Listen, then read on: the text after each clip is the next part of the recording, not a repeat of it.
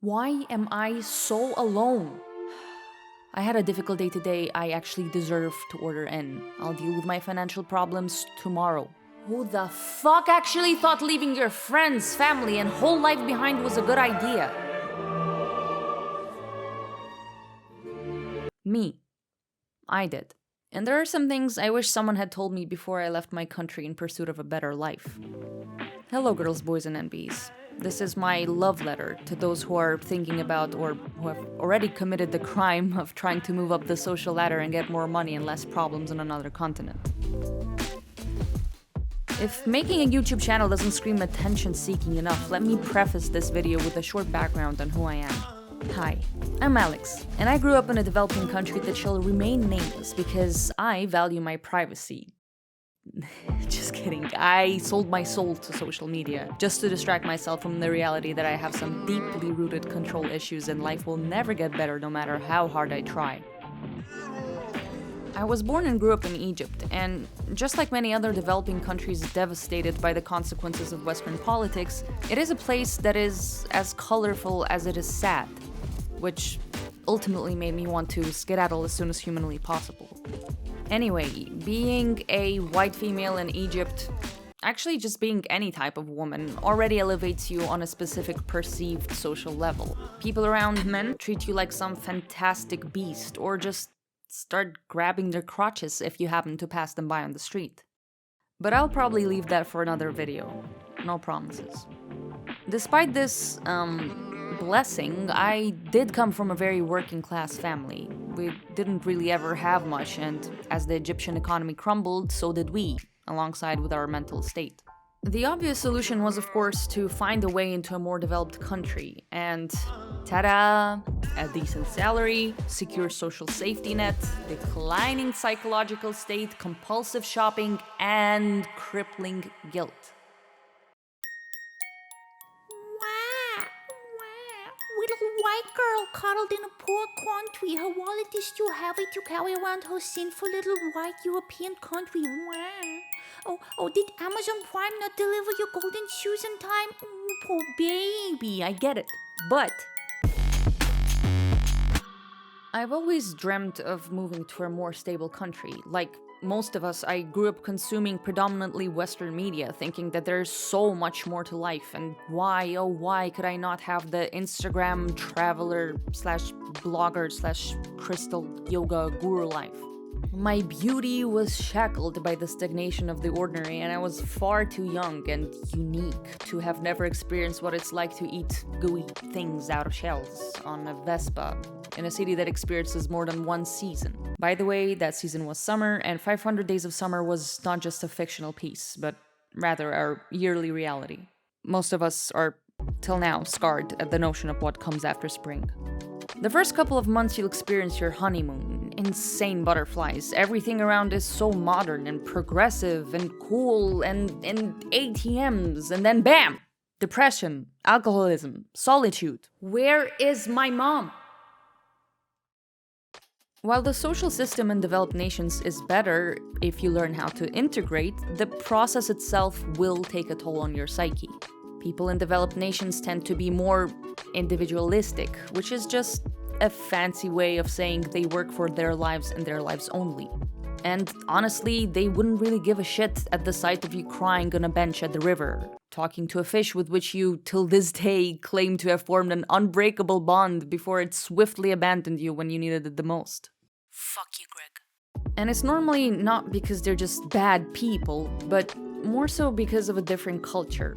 Things worked this way for them from way back, and most definitely before your ass has arrived here and decided that this is the new year, new you. Speaking of new you, while you're out there absolutely killing it while binging a show you've already memorized to its bones because now that's the only thing that makes you feel back at home, everyone you know is also going to become the new thems, so to speak. Ah, look at me being so mysterious with my turns of phrase. How the turn takes. Something that I found absolutely surreal after returning home for the first time post-moving was how different I pictured life back home during bouts of wailing on the kitchen floor. You see, once you get caught up in the chaos that is becoming an independent adult, you start romanticizing your previous life. Things were simpler, people were nicer, health was, well, healthier. Look at you go, totally discarding what made you miserable back then. Feeling stuck, unfree, depressed, financially insecure.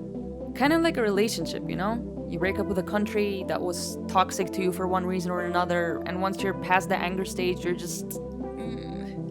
I was so ungrateful for what I had back then. Things were so familiar. I was so much happy. No, you weren't, you dumbass. I promise you're doing something good for yourself. Stop it, girl. Don't text them. Either way, you'll be coming back to visit your friends and family and suddenly feel this weird wall, this space for Jesus between yourself and them that you've never felt before. Before, you were part of the same canvas and oh my fucking god, no, I'm not saying that now you'll be in a way above them. I'm just saying that you'll feel out of place, a bit alienated even. Then, after overthinking for several months before sleep about how it's probably because they don't like you anymore and you're just suffering from success, you'll finally realize that there was some sort of reality split that occurred. Sort of like parallel universes. You and your close people are living in two different, fully fledged realities that exist simultaneously on the same planet, yet are, well, parallel.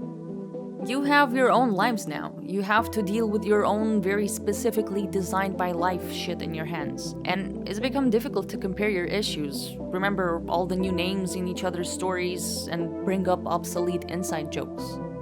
All you have left is to listen and empathize. But since you're no longer the Venus that you once were in their lives, you're kind of just the weird scream guy in someone else's painting.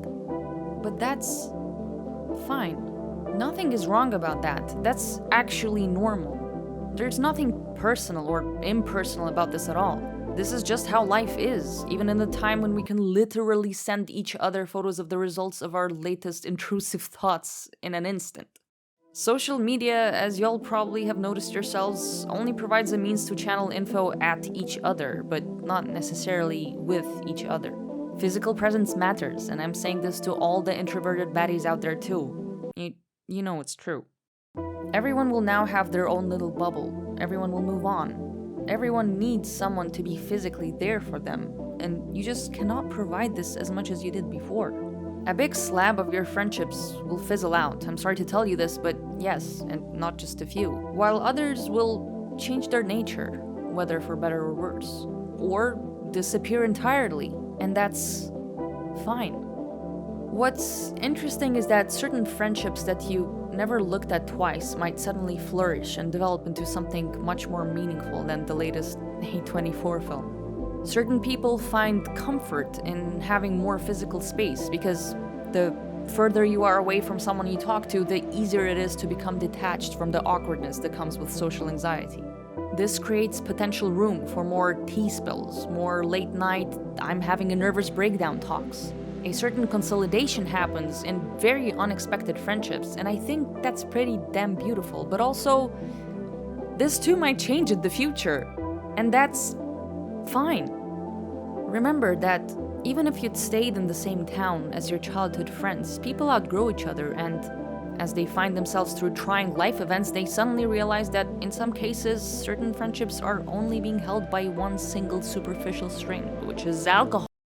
I'm kidding. But it could be something as mundane as the habit of meeting up once every few weeks and gossiping about people from high school that you haven't seen in the past 8 years. This is not to say that all those who are comfortable meeting once every few weeks cannot share a strong bond. Some very much do, and I envy you bastards. Let me in. Let me in on that juicy wholesomeness. Anyway, I feel alone.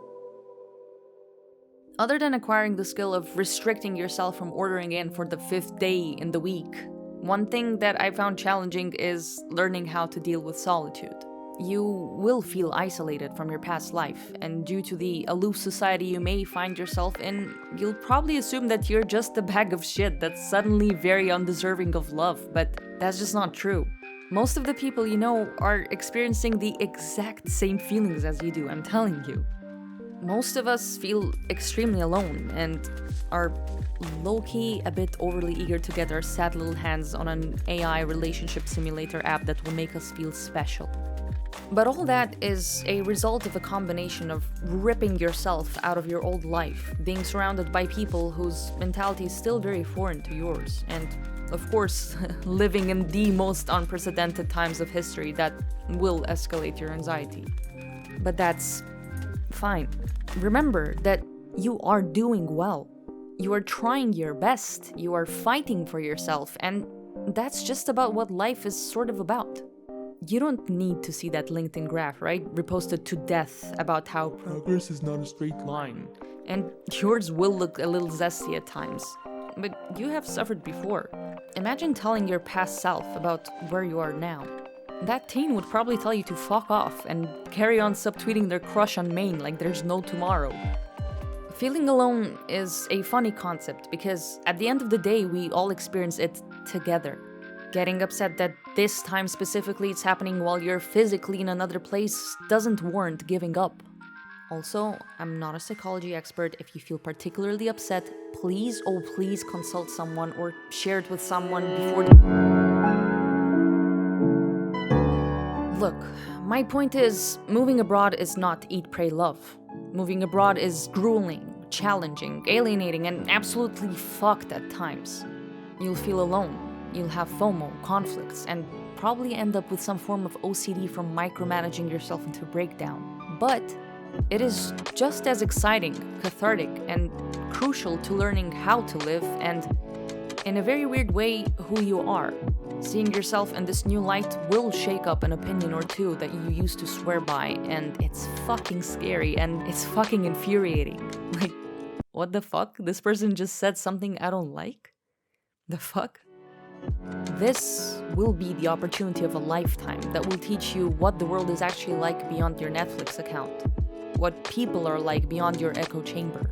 And you'll also become more understanding of why your parents or guardians used to tell you how, back in their day, the only way to the closest grocery store was as back-breaking and vicious as getting through a League of Legends map.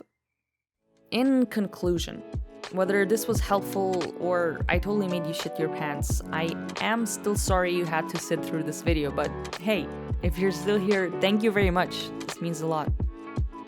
At the end of the day, it's still up to you to ask yourself whether you're up for this challenge, and whether you're accepting it or declining it, that's your and your business only.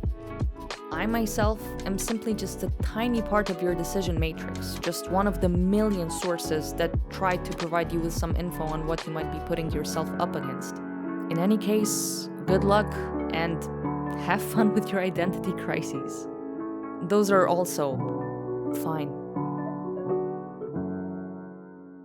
Okay, thanks, bye!